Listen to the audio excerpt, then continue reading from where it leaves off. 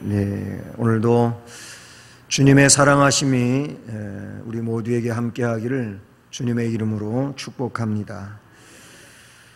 요한 사도의 별칭은 사랑의 사도라고 그렇게 불려집니다. 사실 이 요한 사도는 사랑의 사도로 불려지기, 변화되기 이전 상황에서는 우레의 아들이라는 별명이 주님이 지어준 별명이었어요. 우레의 아들이라고 하는 뜻은 성질이 급하다는 겁니다. 아주 참는 일을 제대로 못하고, 그래서 그냥 직설적이고 그냥 생각한 것이 금방 행동으로 드러나고 하는 이런 상황이었어요. 그런데 이 사도 요한이 훗날 성령의 능력을 받게 되고, 그 성령의 역사 안에서 그 못된 성질이 바뀌어졌습니다. 그래서 사랑의 사람으로 바뀌어지게 됐는데요. 그가 그렇게 된 것은 물론 성령의 역사하심, 또 하나님의 은혜이지요. 은혜로 그렇게 됐는데, 그러나 그가 주님과 자신의 관계, 그 요한 사도가 주님과 관계하는 이런 관계적 측면에서 이해를 해보게 되면은, 요한 사도는 자신이 바로 이 예수 그리스도께로부터 가장 많은 사랑을 받은 사람이라고 깨닫게 되었습니다. 내가 주님으로부터, 예수님으로부터 그 누구보다도 내가 사랑을 제일로 많이 받았다 하는 이런 깨달음 속에서, 그렇다면 내가 주님을 누구보다도 더 사랑해야 되지 않겠느냐, 이런 이제 관계의 측면이죠. 주님이 그런 말씀을 하신 적이 있어요. 이 향유를 300데나리오노치 고가의 향유를 예수님께 한꺼번에 다 쏟아부어서 허비해버린 이 사람들은 진짜 허비했다 그랬어요. 왜 이 아까운 것을, 이 비싼 것을, 이걸 가지고 가난한 사람들을 도와주면은 그 사람들이 얼마나 고마워하겠냐 이거. 그런데 이걸 한꺼번에 다 부어서 없애버리냐 하고 굉장히 아까워하고 그랬어요. 근데 예수님은 그때 가만 내버려 둬라, 이 여인이 나한테 굉장히 귀중한 일을 한 거다 하시면서, 이 여인이 나한테 이렇게 할 수 있었던 것은 자신이 제일로 많이 사랑을 받았다고, 자신이 자기의 죄를 용서받은 일에 대해서 그렇게 큰 은혜를 받았다고 느꼈기 때문에 이렇게 한 것이다 라고 말씀을 하셨어요. 우리는 주님이 말씀하신 그 내용 가운데서 깨닫는 것이 있잖아요. 그렇습니다. 주님을 많이 사랑하는 만큼 역시 주님을 위해서 뭔가를 한다, 그 얘기입니다. 그것은 곧 주님이 나를 그렇게 사랑했기 때문에 내가 주님을 그렇게 사랑할 수밖에 없다고 하는 그런 내용이지 않습니까? 요한 사도도 그랬다는 거예요. 요한 사도도 그 누구보다도 내가 주님으로부터 가장 많은 사랑을 받았다, 그러니 나도 어떤 누구보다도 주님을 많이 사랑하는 사람이 되어야 되지 않겠나 하는 겁니다. 그래서 요한 사도는 누구보다도 예수님을 사랑하기 위해서 은혜 받은 그 이후에 일평생 노력했다는 겁니다. 그 삶을 살아가기 위하여 열심을 다했다는 거예요. 그런 요한 사도였기에 그는 훗날 사랑의 사도라고 불려지게 되었습니다. 우리 각자를 자신이 생각할 때, 내가 나를 아무리 이런 사람이라고 그렇게 말하고 평가해도 주변 사람들이 그렇게 안 해주면은 그런 사람은 아니잖아요. 그런데 주변 사람들이 아무개 권사님은, 아무개 집사님은, 또는 아무개 성도님은 해가면서 그분은 참 사랑이 많은 분이야, 아니면 그분은 정말 마음이 그렇게 넓고 크신 분이야, 그래서 잘 이해해주고 격려해주고 뭐 이런다고 생각해 봅시다. 다른 사람이 나를 그렇게 평가한다면 굉장히 기분 좋은 일이잖아요. 근데 그렇지 않고 오히려 그거 반대적으로 그 사람 되게 인색하다고 어쩌면 그러냐고 뭐 이런다든지, 아니면 하는 이해력이 그렇게도 없을까? 아니면 말 한마디를 해도 그렇지 같은 값이면 꼭 그렇게 말을 해야 되나? 좀 좋게 말해줄 수도 있는데 왜 그렇게 말을 상처되게 말을 할까? 뭐 이런 식으로 평가되어진다든지 그런다면 이거 엄청 기분 나쁜 일이죠. 근데 그거를 정말 기뻐할 일이거나 아니면 기분 나빠할 일로 우리가 결론을 그렇게 맺을 수는 있겠지만은 사실 따지고 보면은 그것은 나한테서 나온 거예요. 그렇잖아요. 물론 어떤 때에는 오해로서 뭐 잘못 이야기할 수도 있고 하겠지만은, 그러나 전체적인 면에서 볼 때에 그것은 내게서부터 그렇게 느껴지게 한 것이기 때문에 책임은 나한테 있는 것이지, 누가 나를 안 좋게 얘기한다 그래서 기분 나빠하고만 있을 일은 아니고, 오히려 그렇다면 내가 이 부분이 그런가 보다, 그러니 내가 이거를 정말 고쳐야 되겠다라고 그렇게 생각해야 될 것입니다. 이 요한 사도는요, 예수 그리스도를 향한 자신의 사랑, 그거를 그냥 말이라든지 아니면 어떤 뭐 글로서 나는 예수님을 이만큼 사랑한다, 나는 이런 모습으로 예수님을 사랑한다, 말로 한다든지 글로만 그렇게 표시해 둔 것이 아니에요. 요한 사도는 예수님의 명령대로 살려고 애썼다는 거예요. 그러니까 그 기준은 어디냐면은 말씀이라는 것이죠. 그래서 주님이 말씀하신 그 내용을 따라서 그냥 그 길로 가는 겁니다. 왜냐하면 주님을 사랑하니까, 주님이 그렇게 살라고 말씀해 주셨으니까 주님을 사랑하기에 주님의 명령을 존중하고 그래서 그 길로만 가려고 힘을 다했다, 그런 얘기인 것이죠. 그렇기 때문에 그런 명령을 따라서 가다가 보면은 그것으로 인해서 당하는 어려움들이 있잖아요. 고통이 있잖아요. 우리도 마찬가지잖아요. 주님의 명령을 따라서 이 바른 신앙 노선을 그렇게 가고자 할 때에는 이것이 주님 말씀해 주신 그대로 십자가의 길, 고난의 길이잖아요. 그것이 세상 사람들이 우르르 몰려다니고 있는 그런 길은 아니잖아요. 주님이 마태복음 7장 13절과 14절에서 무슨 말씀을 해주셨느냐 하면은 이런 말씀을 하죠. 좁은 문으로 들어가라 그랬어요. 좁은 문으로 들어가라. 멸망으로 인도하는 문은 크고 그 길이 넓어서 그리로 들어가는 사람들은 많다는 겁니다. 뭐 예를 들어 10명에 1명만 좁은 길로 갈까요? 아니면 100명에 1명만 좁은 길로 갈까요? 인구 밀도를 가지고, 아니면 그 기독교 인구가 있지 않습니까? 그걸 가지고 우리가 추산한다 할지라도 우리나라 같은 경우에는 10명에 4명은 좁은 길로 그래도 가는 거예요. 그냥 숫자적으로 볼 때에 그런 상황이란 말이죠. 나머지는 다 넓은 길로 가는 거예요. 편안한 길로, 그냥 내 마음대로 하고 싶은 길로 그렇게 가는 거예요.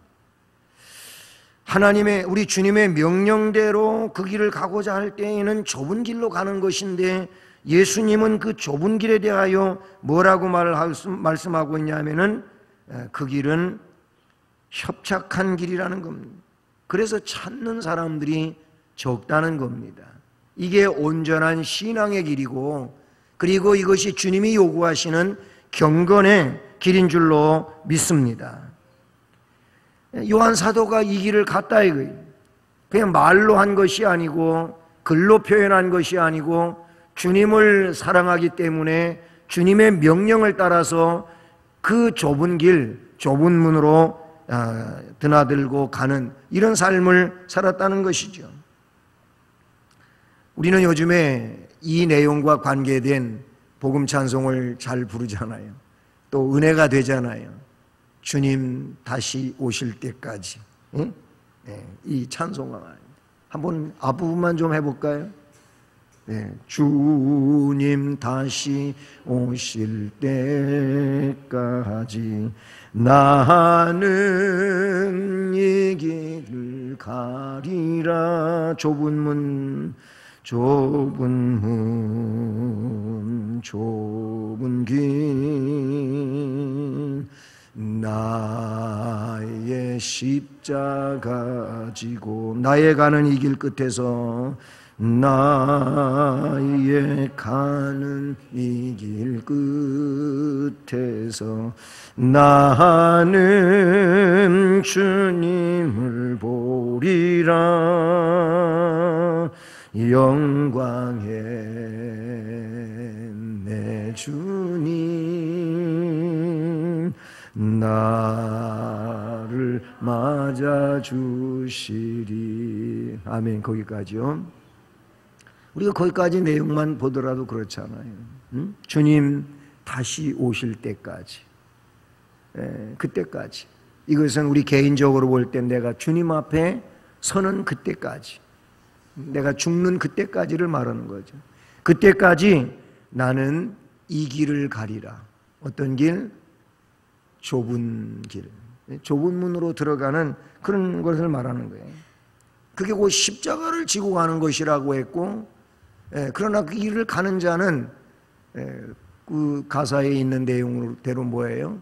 이 길 끝에서 영광의 주님을 만날 것입니다. 확신하십니까? 그래, 요한 사도도 그랬어요. 물론 사도니까 그렇지, 나는 평신도인데 그러시겠습니까? 아니, 그때 그래도 성령 충만할 때 주님께로부터 성령 능력받은 그 사람들은 할 수 있지만 오늘 이 현대를 살아가는 나는 아이고 안 되잖아. 그러시겠습니까? 그래도 지금은 은혜 받을 만한 때요. 은혜 받을 만한 날이에요.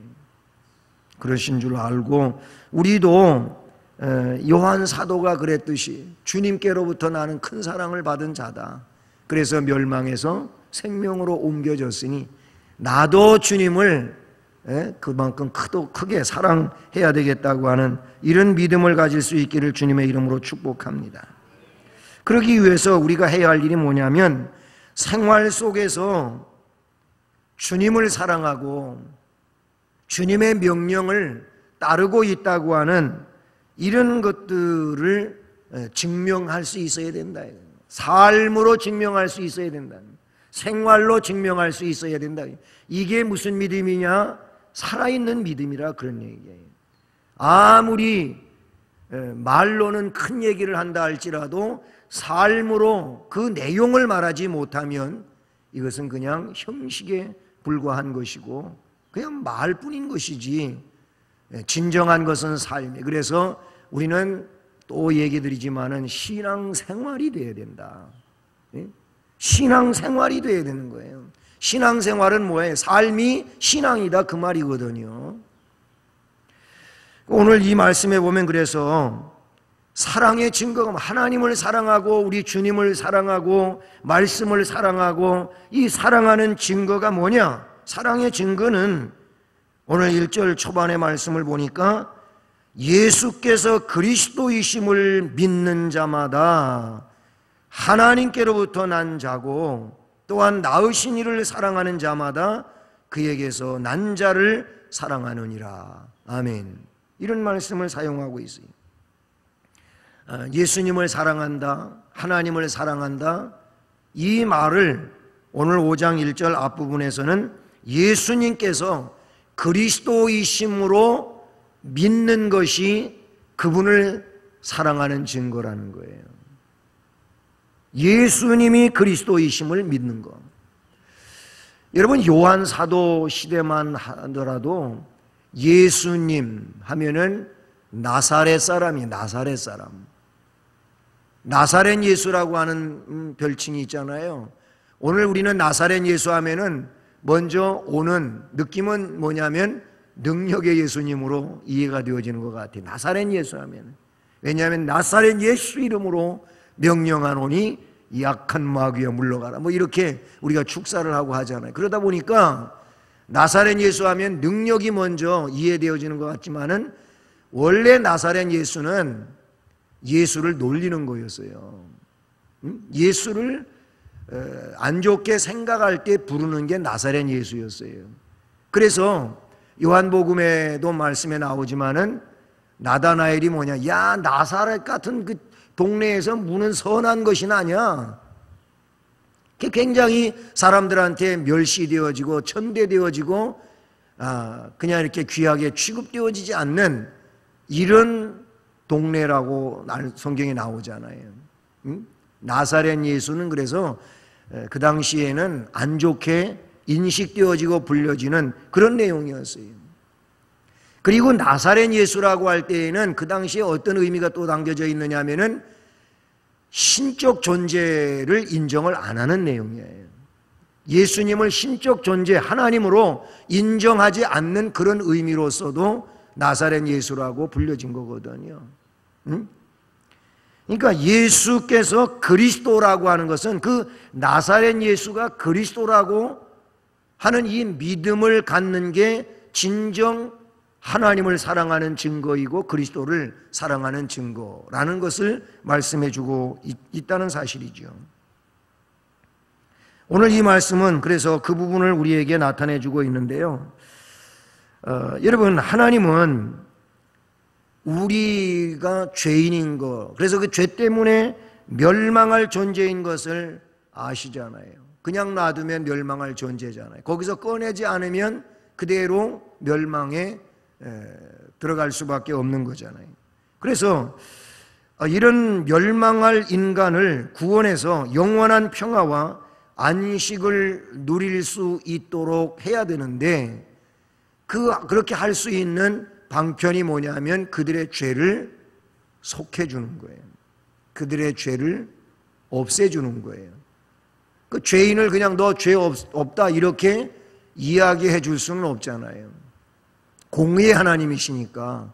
그래서 그 죄값을 치러내야 되는데 이 죄값을 치러내게 하는 일이 하나님이 이 땅에 직접 오시는 일이었다는 말이에요. 예수님이 오신 거예요. 이 예수를 그래서 우리는 그리스도라 그래요. 구약적인 표현에서는 메시아라 그래요. 히브리어 아니면 헬라어. 그래서 메시아 그리스도. 이것은 헬라어와 히브리어로서 내용이 다른 건 아니에요. 용어 자체가 그렇게 불려지는 거지만은 그 내용은 동일하게 똑같은 의미를 지니고 있는데 기름 부음을 받은 자라는 겁니다. 그럼 기름 부음 받았다고 하는 것은 삼직을 말하는 거예요. 선지자이며 제사장이며 왕이시다고요. 그러니까 예수 그리스도는 예수님은 삼직을 가지고 있는 메시아이십니다. 우리를 구원하러 오신 메시아, 기름 부음 받은 자예요. 그분은 우리를 위한 선지자이시고 우리를 위한 제사장이시고 우리를 위한 왕이신 줄로 믿습니다. 그러니까 이 예수님, 그 나사렛 예수를 그리스도로 믿는다면 이 사람의 믿음은 하나님이 원하시는 믿음을 갖고 있는 거라 그런 얘기예요. 그리고 이것이 하나님을 사랑하는 증거. 왜냐하면 하나님의 계획이 그것이고 하나님의 뜻이 그것이고 하나님의 구원의 그 역사가 그 내용이기 때문에 그 예수님을, 그 나사렛 예수를 그리스도로 인정한다면 이 사람이 하나님을 사랑하는 증거인 겁니다. 예수님을 하나님이라든지 하나님의 아들로 믿지 않는 자가 세상에 많이 있잖아요. 지금도 그렇잖아요. 그러나 예수를 하나님으로 믿는다든지 하나님의 아들로 믿는다고 하는 것은 곧 하나님을 사랑하는 증거가 되는 줄로 믿습니다. 그리고 두 번째 내용은요, 또 사랑의 증거가 뭐냐면 예수님만 그리스도라고 믿는 것이 아니고 예수를 그리스도로 믿는 사람들은 오늘 그 5장 1절 중반 이하에 이어지는 말씀을 보면은요, 이렇게 말씀하고 있어요. 또한 낳으신 이를 사랑하는 자마다 그에게서 난 자를 사랑하느니라. 아멘. 낳으신 이를 사랑하는, 낳으신 이는 하나님이시죠. 성부이시죠. 또 그 하나님을 사랑하는 자마다, 즉 낳으신 이를 사랑하는 자마다 그에게서 난 자를 사랑하느니라, 이렇게 말씀하고 있어요. 앞에 얘기를 보면 예수님께서 그리스도이심을 믿는 자마다 하나님께로부터 났다고 했고, 그리고 낳으신 이를 하나님을 사랑하는 자는 역시 그에게서 난 자, 예수를 구주로 믿는 자들을 사랑한다, 이런 말씀이잖아요. 결국 이 얘기는 무슨 얘기냐면 하나님 은혜 안에서, 그리스도의 구속의 은총 안에서 형제요 자매가 된 이 거룩한 공동체 안에 있는 우리들은 뭐예요? 사랑의 대상이 되어야 된다는 거예요. 서로 사랑해야 된다는 거예요. 그러므로 하나님의 자녀를 사랑하는 것이 곧 사랑의 증거가 된다. 그래서 성경은 시종일관 말씀하는 일들이 뭡니까? 사랑하라는 거예요. 예? 사랑할 수 없는 그런 사람들까지라도 사랑하라는 거예요. 같은 어떤 레벨에 있는 사람들끼리 사랑하는 이 사랑을 말하는 것이 아니고, 한참 아래에 있고 그래서 좀 업신여김을 당할 수 있고 소홀히 여김을 당할 수 있는 이런 사람들을 오히려 사랑하라는 거예요. 이것이 하나님이 우리에게 주신 명령들이라는 얘기죠. 이스라엘 공동체 안에서 하나님은 끊임없이 말씀하고 있는 게 뭐냐면은 가난한 자, 고아, 과부, 객, 나그네, 이런 이들을 사랑하라는 거예요. 그거를 우리 하나님께서는 성경에서 말씀해 주고 있지 않습니까? 그러므로 사랑의 증명은 다른 게 아니에요. 이렇게 하나님을 사랑한다고 해서 사랑하는 그거를 말하는 끝이 아니고, 형제를, 자매를, 이 지체를 사랑하는 이 사람이 하나님을 사랑하는 증거가 되고, 예수님을 사랑하는 증거가 되고, 말씀을 사랑하는 증거가 된다고 말씀해 주고 있는 것이지요. 여러분, 이사야 1장을 한번 찾아보시겠습니까? 이사야 1장, 구약성경 968쪽, 7쪽, 8쪽. 예, 1장 11절. 자, 11절 말씀부터 17절까지 한번 읽어볼까요? 시작.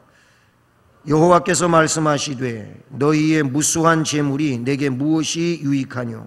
나는 순양의 번제와 살진 짐승의 기름에 배불렀고, 나는 수송아지나 어린 양이나 순염소의 피를 기뻐하지 아니하노라. 너희가 내 앞에 보이러 오니 이것을 누가 너희에게 요구하였느냐? 내 마당만 밟을 뿐이니라. 헛된 재물을 다시 가져오지 말라. 분향은 내가 가증히 여기는 바요, 월삭과 안식일과 대회로 모이는 것도 그러하니 성회와 아울러 악을 행하는 것을 내가 견디지 못하겠노라. 내 마음이 너희의 월삭과 정한 절기를 싫어하나니 그것이 내게 무거운 짐이라. 내가 지기에 곤비하였느니라. 너희가 손을 펼 때에 내가 내 눈을 너희에게서 가리고 너희가 많이 기도할지라도 내가 듣지 아니하리니 이는 너희의 손에 피가 가득함이라. 너희는 스스로 씻으며 스스로 깨끗하게 하여 내 목전에서 너희 악한 행실을 버리며 행악을 그치고 선행을 배우며 정의를 구하며 학대받는 자를 도와주며 고아를 위하여 신원하며 과부를 위하여 변호하라 하셨느니라. 아멘. 이 앞에 설명드린 내용이 여기에 다 나오고 있어요. 그냥 이 긍휼의 마음은 갖지 않고 이 사랑하는 삶은 갖지 않은 상황에서 이기심이 충만해가지고 그렇게 욕심의 내용 속의 삶을 사는 거예요. 이런 사람이 와서 제물 드리는 일을 이 말씀들에 보게 되면은 그것은 다 헛된 제물로 이렇게 주님 우리 하나님이 말씀해 주죠. 그리고 그런 사람들이 왔다 갔다 하면서 하는 일을 그냥 내 마당만 밟을 뿐이라 이렇게 표현하고 있잖아요. 그래서 그 16절, 17절에서 이렇게 되어진 이후에나 그런 것이 귀한 것이지, 그렇게 되지 않으면 그건 언제까지나 귀한 일이 될 수가 없다고 말씀해주고 있는 것이죠. 뭐 스스로 씻으라는 거예요. 깨끗하게 하라는 거예요. 그리고 삶을 살 때 이 말씀에서 선행을 배우라, 정의를 구하라, 학대받는 자를 도와주라, 고아를 위하여 신원하라, 과부를 위하여 변호하라. 이런 이들을 무시하고 멸시하고 함부로 하면서 살아가는 이 일들, 사랑 없는 삶을 우리 주님이 책망하고 있는 그런 내용이라고 하는 사실이죠. 자, 그러니 이 말씀을 보면 형제를 사랑하는 것은 계명을 지키는 증명이 되고, 계명을 지키는 것은 형제를 사랑한다는 증명이 된다. 우리 주님도 그랬잖아요. 나를 사랑하는 자는 나의 계명을 지키는 자라 그랬어요. 내가 말한 이 계명을 지키는 자는 곧 나를 사랑하는 것이라 그랬어요. 그러니까 요약을 해보면 형제를 사랑한다고 하는 것은 계명을 지킨다고 하는 증명이 되는 거예요. 계명을 지키고 있는 것은 형제를 또한 사랑하는 증명이 되는 거예요. 그래서 뭐 계명을 지킨다고 하며 형제를 사랑하지 않는 것은 그거는 성립이 안 되는 내용이 된다는 것을 말씀해 주고 있는 것이죠. 여러분 기억하시길 바랍니다. 하나님은 사랑하는 자들 가운데 거하시는 하나님이신 줄로 믿습니다. 그리고 마지막으로 그래서 3절 말씀을 오늘 본문으로 돌아와서 3절을 보게 되면 3절 다시 한번 같이 읽어볼까요? 시작. 하나님을 사랑하는 것은 이것이니 우리가 그의 계명들을 지키는 것이라. 그의 계명들은 무거운 것이 아니로라. 아멘. 결국 이 말씀은 하나님을 사랑하는 증거는 계명을 지키는 일이라고 말씀해 주고 있습니다. 계명을 지킨다는 거예요. 율법은 하나님의 뜻에 따라 사는 길을 일러주는 아주 소상한 안내판과 같은 것이죠. 그러니까 율법은 계명이잖아요. 근데 이 율법, 우리가 지금 뭐 율법주의 안에 있어야 된다고 하는 그런 내용이 아니고 예수 그리스도 은혜 안에 있지만은 우리가 도덕법이라든지 이런 법률을 그대로 성경적으로 준수해 가야 되는데 그 왜 그렇게 해야 되느냐? 하나님 백성이니까 그러는 거예요. 하나님 백성이니까 하나님 명하신 것들을 세상을 살아가는 삶의 내용들 가운데서 성실히 준행해야 되는 줄로 믿습니다. 그리고 그 말씀 자체가 그리스도의 은혜의 필요성을 더더욱 부각시켜주고 또 나를 이 멸망의 죄에서 건져내 주신 하나님의 은혜가 더 크게 느껴지게 하는 것이 뭐예요? 말씀, 하나님의 계명을 들여다볼 때 크게 느낄 수 있는 그런 내용들이라고 볼 수 있는 것이죠. 근데 여러분 계명의 요약을 우리 주님이 잘 해주셨는데요. 계명의 요약을 보면 그 또한 사랑입니다. 그렇죠. 십계명을 우리 예수님께서 둘로 그렇게 요약을 해놓았어요. 어떻게 하셨습니까? 마음과 뜻과 성품을 다해서 주 너의 하나님을 사랑하라. 이것이 크고 첫째 되는 계명이다. 그렇게 했어요. 하나님 사랑이 이게 첫째 되는 거라 그랬어요. 그다음 둘째는 이와 같으니 내 이웃을 내 몸과 같이 사랑하라. 이것이 온 율법과 선지자의 강령이니라. 아멘. 분명하게 그렇게 말씀해 주고 계시지 않습니까? 지난 주일날도 열거했던 말씀인데 로마서 13장 9절 말씀에 보면 간음하지 말라, 살인하지 말라, 도둑질하지 말라, 아니면 탐내지 말라 이러한 내용이 있다는 거예요. 그러나 이런 것들 외에도 또 다른 계명이 있을지라도 내 이웃을 내 자신과 같이 사랑하라 하신 그 말씀 가운데 다 들었느니라. 그렇잖아요. 5계명서부터 10번째 계명까지 이웃을 내 몸과 같이 사랑하고 있다면은 이 사람은 계명을 지금 지키고 있는 거예요. 그리고 그 계명을 지키고 있다고 하는 그 내용은 곧 뭐냐면 주님을 사랑하는 증거인 겁니다. 왜냐하면 주님이 그렇게 하라고 했기 때문에 그 삶을 살고 있으니까 그것이 주님을 사랑하는 증거가 된다. 그리고 주님이 우리에게 주신 말씀을 사랑하는 증명이 되는 줄로 믿습니다. 여러분은 주님을 사랑하는 증거를 무엇로 드러내시겠습니까? 나는 내가 사랑하는 주님을 바로 이것으로서 증명합니다. 내가 주님을 사랑하고 있다고 하는 것을 이것으로 증명합니다. 여러분, 그게 무엇입니까? 여러분 스스로가 한번 스스로에게 답변하시길 바랍니다. 내가 주님께로부터 많은 사랑을 받아서 이렇게 하나님의 자녀가 되고 구원의 백성이 되고 저 천국 영생의 반열에 세워졌는데, 그렇게 많은 사랑을 받아서 그런 은혜 자리에 있다면 그 주님을 내가 누구보다 더 크게 사랑을 해야 되는데, 내가 사랑하는 그 모습은 뭐냐 이거예요. 뭡니까? 스스로 한번 답변해 보시고, 그리고 그 삶을 앞으로 더 충만하게 살아가는 이런 은혜의 삶이 되기를 주님의 이름으로 간절히 소원합니다.